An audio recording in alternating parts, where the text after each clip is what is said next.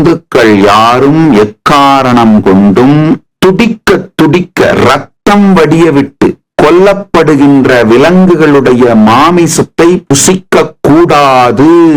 அது பெரும் பாவம். கோமாம்சம் நிஷேதம், பசுவின் மாமிசம் மாட்டின் மாமிசம் நிஷேதம், முழுக்க முழுக்க நிஷேதம் என்பது மட்டுமல்லாது ஹலால் முறையிலே கழுத்தை அறுத்துவிட்டு ரத்தம் வடிய வடிய துடிக்க துடிக்க துடிக்க கொல்லப்படும் விலங்குகள் அது துடிச்சு சாகும் பொழுது என்ன ஆசீர்வாதம் என்று சாகுமா? வலி, வேதனை, துக்கம், அந்த நியூரோ பெப்டைட்ஸ் முழுக்க அதோட ஆர்கன்ஸ்ல எல்லாம் போய் உட்கார்ந்துருங்கயா. அந்த கொடுமையான மசில் மெமரி, பயோ மெமரி உடைய அந்த மிருகத்தோட சதைகளை உண்டீர்களானால் அதே கொடுமையான பயோ மெமரியும் மசில் மெமரியும் உள்ள போய் உட்கார்ந்து டிப்ரெஷன்ல உங்களை உலுக்கி எடுக்குங்கயா.